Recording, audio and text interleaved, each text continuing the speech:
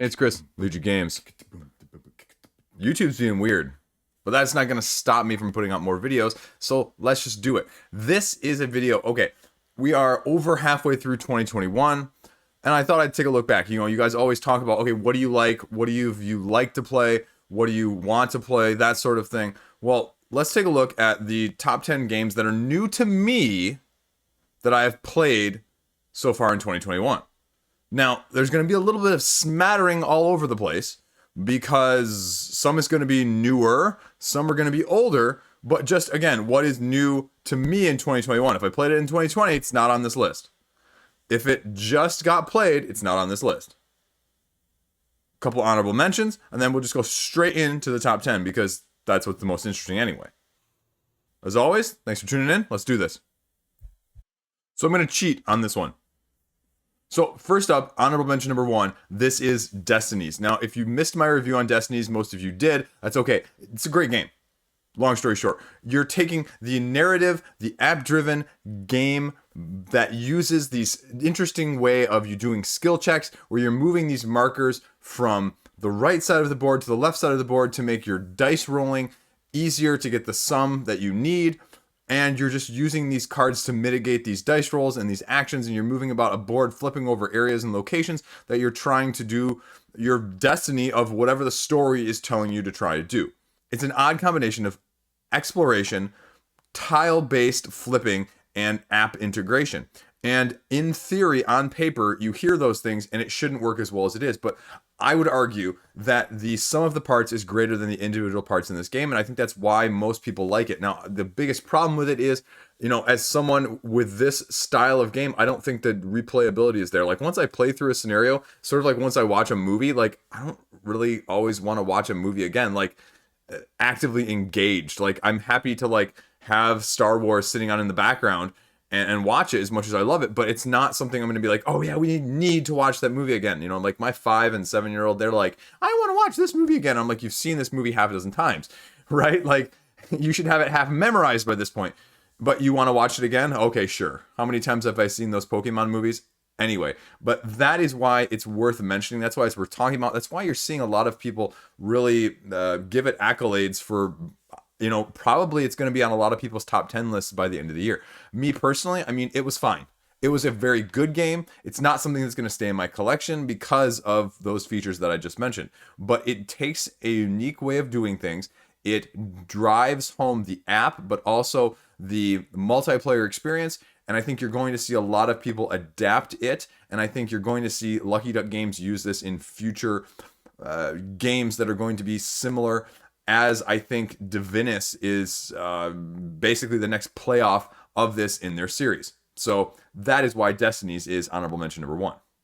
Now we'll just do 2 honorable mentions here because then I'll get straight to the list because otherwise you guys are going to be listening to me blab for too long and nobody wants to do that. So number 2 on the honorable mentions is Gorinto, Grand Gamers Guild abstract style game where you are stacking these tiles representing different elements, and then you are slowly removing them via certain mechanisms of how the different elements interact with the board, and you are slowly accumulating points based off of this. This is a very abstract game. It's a very interesting game in the sense that it plays up to 4 people, but with all abstract games, I think it's really going to be at its strength at 2. I have not had a chance to play it at the 3 or 4 player count though, so I'm interested to see if I like it as much at that player count as I do at the low player count. At the low player count, it is definitely a very tight race. So how will that change at a higher player count? I kind of want to see, and it's kind of going to see if it stands the test of time up to the other abstract games of my liking already. Is it going to be along the signs of GIPF or TOC or Hive? I don't think it's quite at that level. But is it going to stay in my collection? Well, for right now, until I have a chance to dive a whole lot deeper, it is. But it's a pleasurable experience. And if you're not familiar with it and you like abstracts, it's worth checking out. But that is, second honorable mention, Gorinto. Okay, so number 10 on this list. You may have heard of this one. You may not have heard of this one. Shut Up and Sit Down did a review of it, I think towards the beginning of the year, and ended up with a copy of it. And this is Renature. And don't be fooled by this very deceivingly peaceful Kramer and Kiesling game, because this is a very ruthless, cutthroat, tile laying game. The play is relatively simple and straightforward. You're laying these tiles with animals down, and you're just basically doing dominoes. But you are enclosing areas, you are laying plants in those enclosed areas, you are picking up these bonus points, and you are doing so over a very limited time frame because you cannot enclose or encapsulate everything. And that is where the beauty of it lies, because you are really having to worry about other people as much as you are worrying about yourself. And so some people are going to like this game, some people are not. There is not a lot of like direct take that, but there is a lot of indirect take that in terms of sabotaging other people's placements of tiles in that way. And it's really an elegantly beautiful, hateful game in a good way. And so if you like a moderate amount of interaction that is indirect with a very solid core, this is a very great game to be able to pick up and play. But again, it's not going to be for everyone because of those reasons that I just mentioned. Overall, though, that is why it's number 10 on the list. Number 9 on the list here is the Stygian Society. Now, you've probably never heard of this one either. This reimagines a dungeon crawl as, instead of a horizontal venture, a venture in elevation. And what do I mean by that? Well, here you go is a sample setup of what the Stygian Society looks like when you're playing. And so you have to go these 6 tower levels that you are slowly going up, and each level provides a different experience in terms of the boss, as you can see over here on the left side. I'll blow it up so you don't have my face in front of it. You can see a little bit here with a closer look of what it actually is. Now, the miniature is totally superfluous. It's just marking what level you're on. Now, the interesting thing is this tower, and you saw this tower from the overhead. Now you can see it from the lower. And what you're doing is each of your abilities has cubes. And so for the good guys, you drop 3 colored cubes. For the bad guys, you're also dropping 3 colored cubes on their turns. And so what happens is these cubes that make it through the whole tower that come out, well, those are the cubes that are going to be used to activate said powers that you're choosing in the first place to begin with. And the bad guys are going to activate, and the good guys are going to activate. So you're having to mitigate how the activations are happening, what's happening with them in the first place, when are you using cubes that are going to benefit you, or are you going to be using more cubes that are going to benefit your partners, because this is a cooperative dungeon crawl, if you will. And so that is really what you're looking at on this side of things. It takes it in a completely different way. It scales relatively well, actually. Solo is a little bit tricky as a 1 to 4 player game because you really have to use, I think it even suggests 2, if not 3 players, even if you're going to do solo. And so it's a lot of management from that side of things. But as a 2, 3, or 4 player game, it plays very well. It is very much a different style of things. There's a lot of replayability. And this mechanic I have not seen replicated anywhere before or anywhere since. It is unique. It is different. It is fun. And so I cannot say enough positive things about that. Now, is everything completely balanced? As with all dungeon crawls, yeah, there's some stuff that you find out that, oh yeah, this ability is significantly overpowered, and I'm going to go for this one. It's fun in that sense, in a way, because sometimes it's fun to just pound away. And the bosses that you fight on the 3rd and the 6th floors, the 3rd level is a mini boss, the 6th level is the major boss, which is incredibly tough, and you can easily get wiped if you're not careful. So it's also not the easiest game out there in the first place. But it's from Kickstarter. It's from Kevin Wilson. Check it out if you're interested in something different on the dungeon crawl side of things. That's why it's at number 9.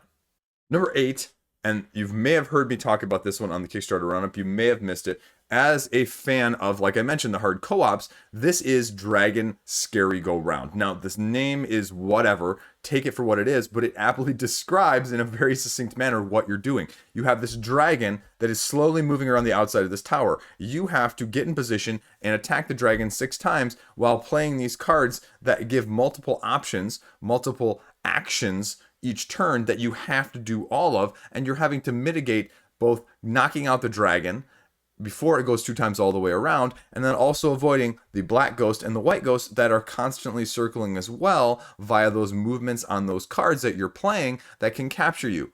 And so it is a delicate balance between, can I do this quickly enough? Can I avoid things? And just how easy is it? And it's not that easy. It's deceptively difficult. Now, not super difficult by any means, but it is a very well thought out, well executed, minimalistic, very fun cooperative game. It's a Japanese import from one of the Japanese designers that I really enjoy. And I cannot say enough positive things about it. It is well worth the money that I spent on it. It was 30 or 40 bucks, including shipping, I think, from Japan. And I have no regrets about this one whatsoever, getting this from crowdfunding in the first place. If you're interested, they just finished, I think, a second Kickstarter campaign where the designer just did a print and play, but he was offering this as an add-on. And so this is by far one of my favorite small box co-ops. It's a very small box, very small overhead. It's very minimalistic in terms of the components, as all Japanese games tend to be, and it just works really well. And it's going to stay in my collection because of all of those reasons. It's probably a little bit of the next step up for my kids, especially my 7-year-old, in terms of that style of gameplay, but it's also engaging enough to play it with my game group on a lighter night. That's why it's number 8. Number 7 now.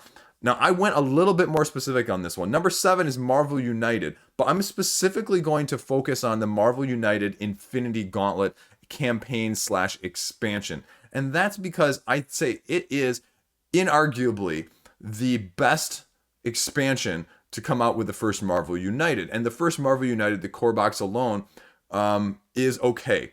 Especially the Kickstarter one, but also this takes it to the next level and has really shown what is going to be the crux of things the second time around with Marvel United X-Men. This really showed the true potential, where you actually have campaign effect, where the battle carryover happens from one to the next, and you've got that significantly increased difficulty that everyone was complaining about, especially with the core box and some of the first alternates in terms of heroes and exclusives and things like that, where the difficulty wasn't there. Well, this takes it up a whole nother notch. This really unlocks the potential of this game. I have yet to decide what I'm still doing. I have until the end of the month to figure out with my X-Men United pledge and how all in or not I'm going to go. So that's going to be the big conundrum.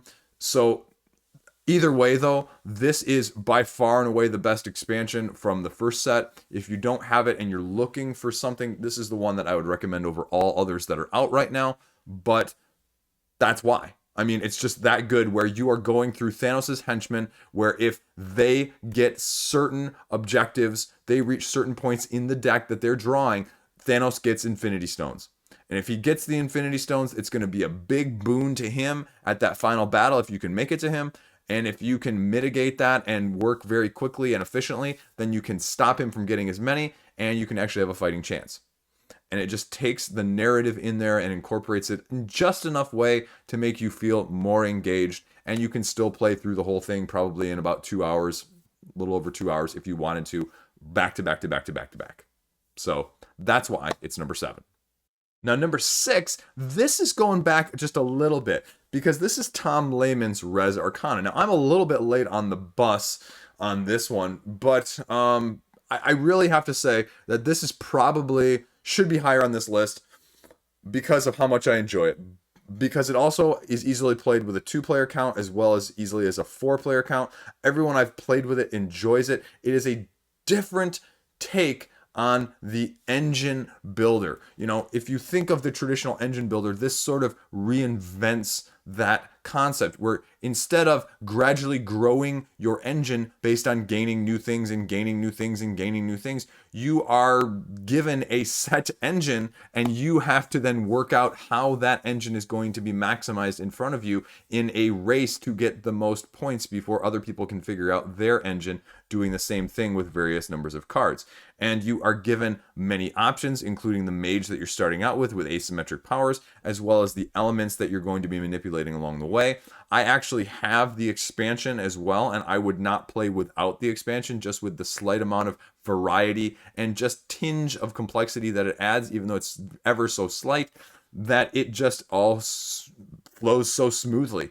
And it's going to be one of those games, again, that's going to stay in my collection forever, that I am just, again, enjoying so much. Now, this is, again, is probably too much of a step up for my 7-year-old at this point, but as a game that I can see him easily grasping at some point down the line, this is going to be one that I'm going to love to watch his gears click. The kid that can, you know, almost beat me in Splendor routinely if he really puts his mind to it and I'm not really paying attention and trying my hardest. So This is going to be great for him. This is a great family game as well when they get older. So I'm really happy about this one. It just does things in a completely different way. Now they've also announced, and I think a few random websites have the second expansion for pre-order, but there has not been a release date as far as I know. But it's going to be one of those where it's going to be the few retail side of things that I'm going to be eagerly looking at to potentially pick up right away. The question is, though, with all of these expansions, is it going to add too much? Is it going to overcomplicate things, or is it just going to be just right, just like the porridge in Goldilocks? Where is it going to end up? I'm going to be tuning in really close, but that is why it's number 6 on this list. Now, number 5, this one was also a bit tricky because I haven't tapped into the full potential of this in number 5, but this is BattleCon. And specifically, as you can see behind me, I got a lot of the BattleCon from the last Kickstarter expansion. And this is BattleCon Wanderers, and I'll be honest with you, I haven't had a chance to dive in deep. I love the idea and the concept of BattleCon. My biggest concern is I have not played Yomi and my copy of Exceed yet. And so how is BattleCon going to stand up in that light? Am I going to like a little bit of the mixing and matching of the stances and the attack styles and then adding the numbers together? Or am I just going to like somewhat the simplicity of Exceed, not having to worry about matching those? Now, personally, I'm okay with it, but the big thing I ran into so far is that a lot of the people I play with, that's a little bit, especially BattleCon the first time or two, is a little bit overwhelming. And as much as it is a control your own destiny sort of game, it also is a little bit of random luck when you're starting out because you just don't know what these fighters can do. And because it's really a game like those other two that I mentioned is evolving depending on the meta, that you are aware of your capabilities, but also that other people are aware of your capabilities. And that only comes through repeated play time and time again, until you find a style, a character or two that you really jive with, and you can go head to head and have some of those more intense. And I just haven't had the chance to do that. So depending on how that happens, depending on what happens with Yomi and Exceed, I could see this very easily rising up higher. I could easily see it falling down lower. But right now, I'm really happy with it. And we're going to see, again, because I think there's a lot of potential there for it to go either way, and I'm kind of excited to see how it does and how it compares. This is the card game, head-to-head dueling style, mechanistically speaking, for the people that want perfect information and as much control as possible with the least amount of randomization and influence from outside chaos, randomness, luck. But it's also clearly not for everybody. But that's why it's number 5 on my list. Number 4 on this list should be no surprise to a lot of you. It is an excellent game. I am very close to the beginning. I'm not at the beginning, but I'm just getting into it. And that is Gloomhaven, Jaws of the Lion. And I thought I had to get this one to the table because I needed to know whether or not I was going to be keeping my Frosthaven order after it eventually arrives, probably, the beginning of 2022 at this rate. But, I mean, this is the introduction, whether or not you like it, very friendly in terms of new style, new people to this genre in the first place, lower overhead, still a bit finicky in terms of the pickup, the setup, and the put down, but less so than the original, the standalone #1 Board Game Geek game. And so, does it justify its ranking? Now, I'm not sure it's ever going to be that high personally for me, but I'm also not far enough into the scenarios in this yet to know. So I'm going to be, again, just like with BattleCon, the potential to rise much higher is there. The potential to sink down a little bit is also there. But I like what I've done so far. I like the abilities. I like the management. And it's going to be interesting to see. And the problem I'm running into the most with this one is I'm playing it solo right now. I don't have anybody to play it with. And so that is the most limiting factor because it is a little bit more to do in terms of upkeep and setup and teardown as a solo person. Not bad by any means. I've played a lot worse. And the rules are probably some of the best written, clearest instructions in terms of what am I doing next? How does this function? How does this work? Introducing new concepts, gradually, not overwhelming. And so just from that side of things, I'm sure has been shouted from the mountaintops. But as you know me by this point, I don't watch a lot of what other people say. as a positive and a negative, but also just not to jade myself one way or the other. But having played this now, I see why people really, really, really like it. I can also see why the people that don't like it don't like it. I mean, it's very clear some of this mechanism of choosing the cards, discarding them, making that your exhaustion pile, if you will, the ability to lose them earlier to play the stronger powers, or just how the minions or the enemies interact with you. I can see why people don't like that in terms of some of that initiative and some of the independence there. But I can also justify why it's going to be the high on this list for me. I just need to get more of it under my belt to give you more of my final opinion on it. Because this is a game where I want to have played all the way through before I put a review on it, because that's what I think needs to be done to do due diligence in a situation like this. But that is why Gloomhaven Jaws of the Lion is number 4 on my list.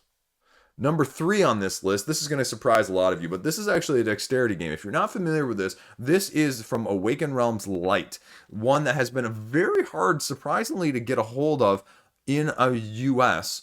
For whatever reason, distribution issues or whatnot, they just announced the expansion for it, but this is Flick of Faith, with the expansion coming out later this year, or about right now, actually, I think, maybe, of Cataclysm. And this is a very unique, sort of Crokinole-esque game in the sense that you are flicking your discs as one of the gods in whatever pantheon you want. You have a slightly asymmetric power, but you're flicking them in order to get presence on the board to control areas to score points.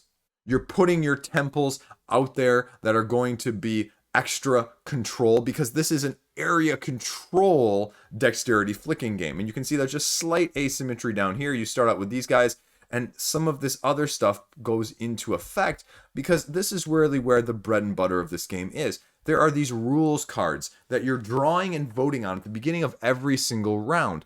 And you do sort of just, heads down, thumbs up. Not really. You just do thumbs down or thumbs up. But what happens is one of those rules gets enacted. And depending on what it is, it can do anything from flick with your eyes closed to flick with both hands, doing 2 at once every time. Just funny, crazy, absurd things like that. And it just takes the dexterity, combines it with an area control, and does it in a fun, engaging, entertaining way that you can play with anyone of any age.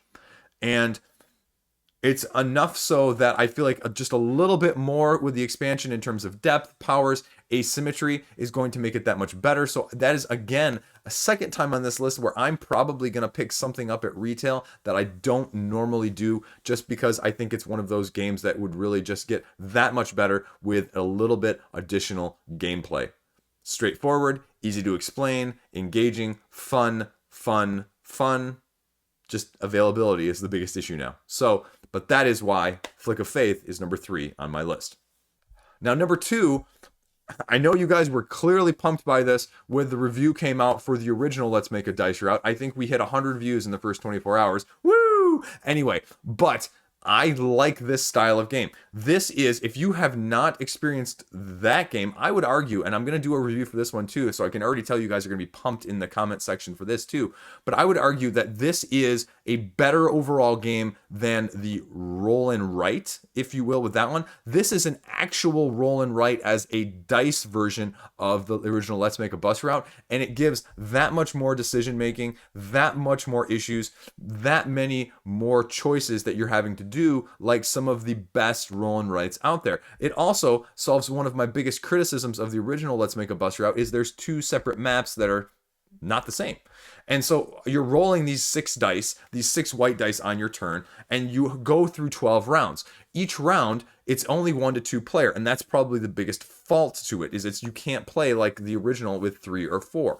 But you have these 6 white dice up here that you're taking. You roll them, you choose 3 as the person rolling, the 3 left go to the second person, and then they have to choose which one of those to use to draw their route on the board.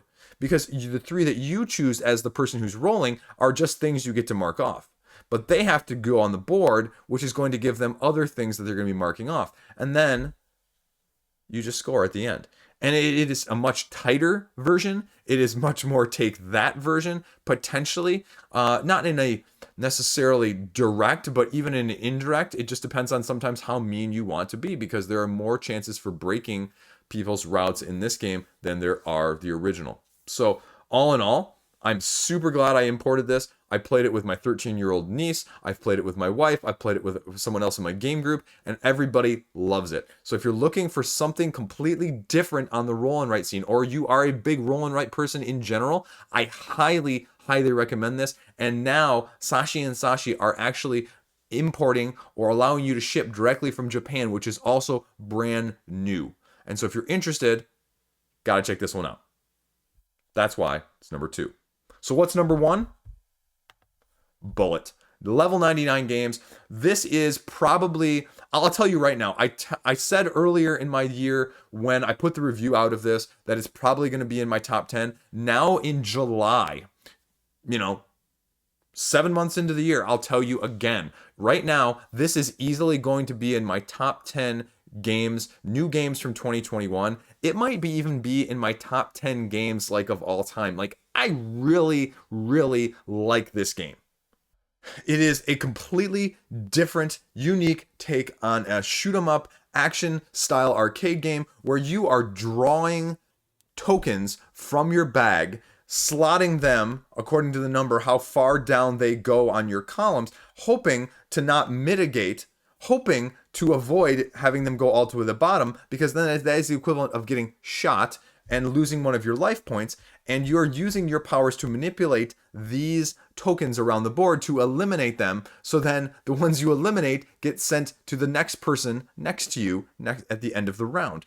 And you are just rinsing and repeating until eventually everyone is knocked out. It is also played in a timer mode, and so it is otherwise potentially action analysis paralysis inducing, but this 3-minute timer of a round makes it just feel enough. I don't want to say rushed. It's not rushed. You need to be patiently moving quickly, if that makes sense. If you dilly-dally and dawdle, you're going to run out of time to pull all of those tokens out of the bag and manipulate things. But if you're going at a good pace, the 3 minutes just keeps you on your toes. It does not make you feel overly rushed or agitated or scared or anxious that it's not going to be enough time. It is enough time, but it helps mitigate things for those in your group that might not be otherwise inclined to keep things moving as fast as you would like. And all of these characters are very asymmetric in how they work. This one, for example, Young Kim, is actually my preferred favorite, but they're all different. And the trick is playing it once and then playing it 2 or 3 more times with the same character so you can understand how that character works and how that character differs. They already have one expansion that's going to be released, anytime in the next month or so. I believe it was on for pre-order for a little while, and there's already a second expansion that they have announced as, I think, maybe even the end of the line. I think they're planning like 2 expansions. I don't know. We'll see. But I already have the pre-order on expansion for Bullet Orange, which is the first expansion. So I will be having that and adding that to my collection whenever it is released as well. But it is just an amazing, unique, different concept of a game. This is one of the few games where I am super happy. I also got the deluxeification with the wooden tokens because they add that much more of a dramatic element and a feel when you're pulling them from the bag. And I would not want it any other way at this point. So there you go. That is why Bullet from Level 99 Games is number 1 on my list. That's it. 10 plus games. My recommendations, my best of, now not best of 2021 again, the best things that I have played so far in 2021. Now again, obviously I'll put something out at the end of the year saying something similar, just my best games played in 2021 might look a lot similar, might look a lot different. I've got a lot of stuff hopefully on the horizon that I'm going to get played. Hopefully next week I'm going to put out a similar video of the 10 games that I am desperate to get to the table next, so I can see where they fall in best new games to me in 2021, regardless of when they were actually put out in the first place. And so that's going to be another very interesting list. There's going to be a few surprises on there. There's going to be a few things of probably high interest for you guys. And just to give you more insight into what I like and what I want to play and just what's actually getting to the table. So there you go. Hope that was enjoyable. Let me know what's your best of 2021 list so far. What are the things that you are been super pleased by in 2021, whether it is a new release in 2021 or it's something that has been put off and put off and put off, but now you've finally got it to the table and you can shout it from the rooftops that this is a great game and I really like it. Tell me why. Tell me. Because then maybe I'll try it too. because I'm always looking for good recommendations. Surprise me. Some of the stuff on this list was a surprise as well. Like, I wasn't expecting to like all of these as much as I did. And that's the great thing about our hobby too. So, as always, thanks for watching. Thanks for dealing with me. Stay classy. Have a great day. See you around.